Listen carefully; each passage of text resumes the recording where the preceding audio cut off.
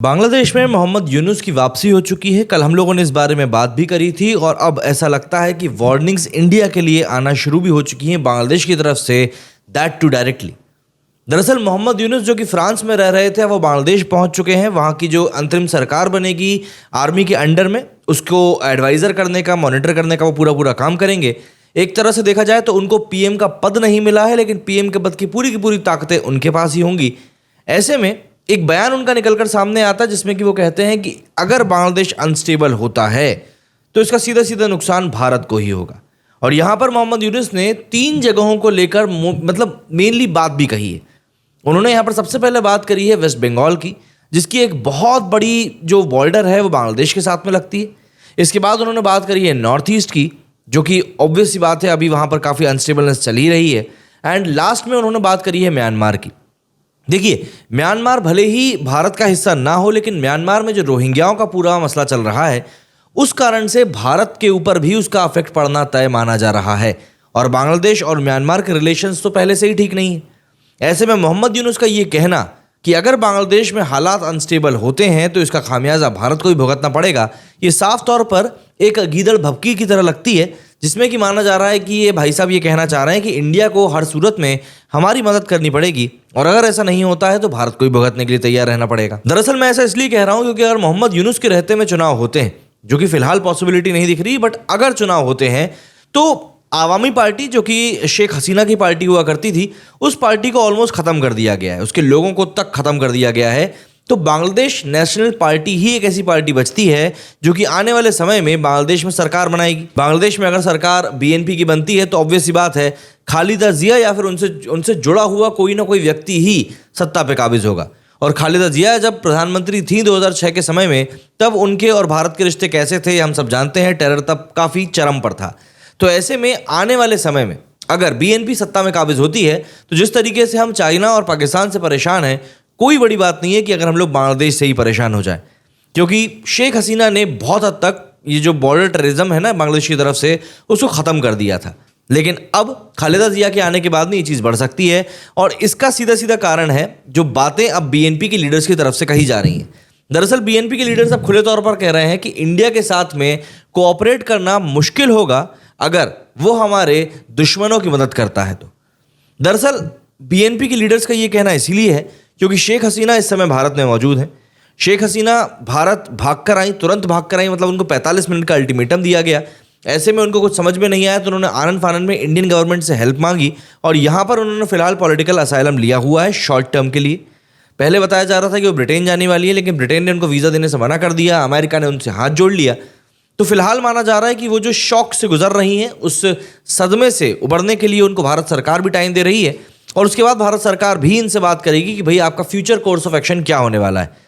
अभी एक रिपोर्ट तो ये भी निकल कर आई थी कि एक मॉल में शॉपिंग करने के लिए इनके कुछ लोग पहुंचे थे और वहां पर इनके पास पैसे भी काफ़ी कम थे, सिर्फ 30,000 की ही ये लोग शॉपिंग कर पाए ज़रूरी चीज़ों की।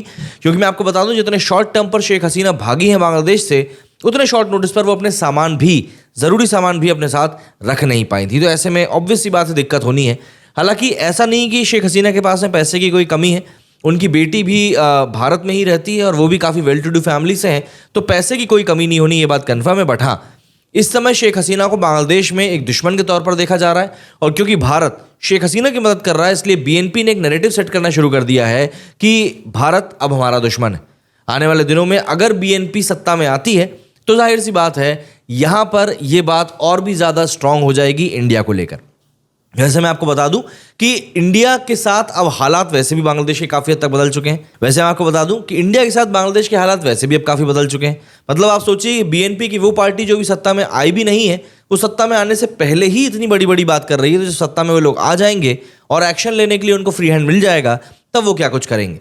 और बांग्लादेश में हिंदुओं के साथ जो चल रहा है वो तो हम लोग देख ही रहे हैं। दरअसल अब ऐसा टाइम आ चुका है कि अब बांग्लादेश से जो भी बात हो वो डायरेक्ट बात हो। पीएम मोदी ने जो ट्वीट किया है जिसमें कि उन्होंने हिंदुओं का जिक्र किया है, उसका मैग्नीट्यूड आप इस बात से समझिए कि पिछले कुछ समय में जो भी कुछ चीज़ें भारत में हुई हैं, जो भी कुछ चीज़ें हुई हैं, उनमें से किसी भी चीज़ को लेकर कभी भी प्रधानमंत्री मोदी ने डायरेक्टली हिंदुओं का जिक्र नहीं किया, जिससे कि काफ़ी उनके सपोर्टर्स नाराज़ भी थे। लेकिन यहाँ पर जब बांग्लादेश में पूरी एट्रोसिटीज़ निकलकर सामने आई तो न सिर्फ नरेंद्र मोदी जी ने हिंदुओं का जिक्र किया, बल्कि उनकी सुरक्षा सुनिश्चित करने के लिए भी बात कही है। ये एक तरीके से दिखाता है कि इंडिया का स्टैंड अब बांग्लादेश को लेकर कितना ज़्यादा सीरियस हो चुका है।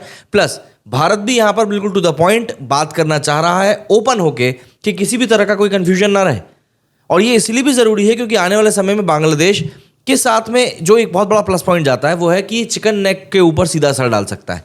चिकन नेक दरअसल वो एक जगह है छोटी सी, सिक्किम के पास में पड़ती है, जहाँ से कि भारत और नॉर्थ ईस्ट जुड़ते हैं। ये एक बहुत ही छोटी जगह है जिसको कि अगर काट दिया जाता है तो बड़ी समस्या हो सकती है भारत के लिए, और बांग्लादेश इस जगह को बिल्कुल तरीके से टारगेट कर सकता है। इन सब के अलावा टेररिज्म का मैंने आपको बताया ही कि बांग्लादेश में जब ये नई सरकार आएगी तब वो लोग टेररिज्म को भी बढ़ावा दे सकते हैं। जैसे पाकिस्तान है, पाकिस्तान मानता नहीं है कि उसकी तरफ से टेररिज्म हो रहा है, लेकिन आप और मैं भली भांति जानते हैं कि वहाँ पर किस तरीके से एक प्रॉक्सी वॉर चलाया जा रहा है, सिर्फ और सिर्फ इसलिए कि भारत को एक बड़ा जख्म नहीं बल्कि हज़ारों छोटे छोटे जख्म दिए जा सकें। और यही इस समय साइकोलॉजी जो है ये बांग्लादेश में आ रही सरकार की भी मानी जा रही है। अब बांग्लादेश के साथ में समस्या दरअसल ये एक और है कि म्यांमार जो है वो सीधे तौर पर इस समय बांग्लादेश के साथ में वॉर चाहता है। 2021 में वहाँ पर मिलिट्री कूप हुआ, अभी वहाँ पर मिलिट्री का ही शासन है। इसके बाद रोहिंग्याओं का पूरा हमने वहाँ से पलायन भी देखा म्यांमार से। अब यहाँ पर बात यह है कि म्यांमार और बांग्लादेश की बिल्कुल पटरी नहीं बैठती है।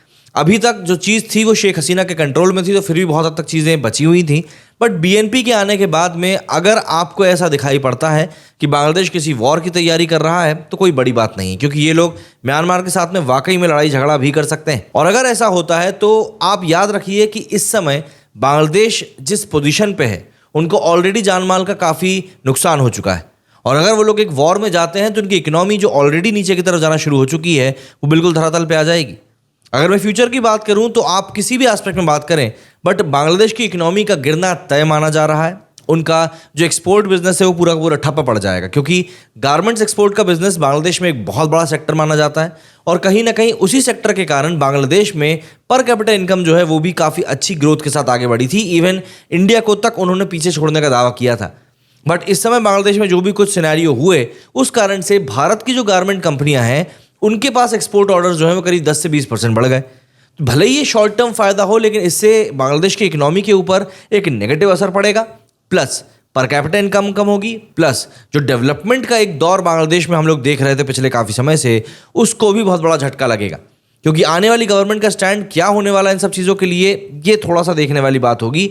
लेकिन यहाँ पर इंडिया को लेकर जो बातें हैं कि भाई बांग्लादेश को इंडिया से क्यों आखिर रिलेशन रखना ज़रूरी है, तो मैं आपको बता दूं कि बांग्लादेश के पास इस समय पैसों की किल्लत होने वाली है।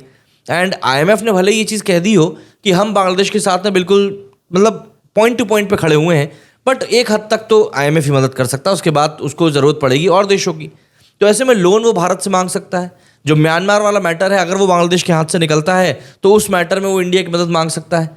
और इन्हीं सब चीज़ों को इंडिया को यूज़ करना पड़ेगा अपनी ताकत के रूप में। दरअसल इंडिया को समझाना पड़ेगा बांग्लादेश को कि पहली बात तो हमारी माइनॉरिटीज़ का प्रोटेक्शन करें, और दूसरा बॉर्डर पे जो टेररिज्म है उसको सीधे तौर पर कम करें, तभी हम कोई बीच का रास्ता निकाल सकते हैं, वरना कोई बीच का रास्ता नहीं निकल सकता। देखिए, अब बांग्लादेश के साथ में वो समय जा चुका है जब इनसे हम लोग प्यार भरी बातें करें, मीठी मीठी बातें करें, या ऐसी बातें करें जिसमें कि हम लोग डेवलपमेंट की बात कर सकें। दरअसल जिस तरीके से चीज़ें पिछले कुछ दिनों में अनफोल्ड हुई हैं, उससे एक बात क्लियर है कि बांग्लादेश से सीधे तौर पर सीधे मुंह बात करी जाए वही बेहतर रहेगा, वरना ये लोग क्या नहीं कर सकते, ये लोग कुछ भी कर सकते हैं। फिलहाल इनकी हालत ही ऐसी है कि इन पे आप ट्रस्ट नहीं कर सकते। तो अब देखना ये होगा कि भारत की तरफ से बांग्लादेश को क्या स्ट्रांग मैसेज जाता है, क्योंकि नरेंद्र मोदी जी के ट्वीट के बाद में वैसे भी इंडिया का स्टैंड बांग्लादेश को लेकर बहुत हद तक क्लियर हो चुका है। क्या कहना है आप लोग इस बारे में कमेंट करके जरूर बताइएगा। मेरे इस वीडियो फिलहाल इतना ही। जय हिंद, जय भारत।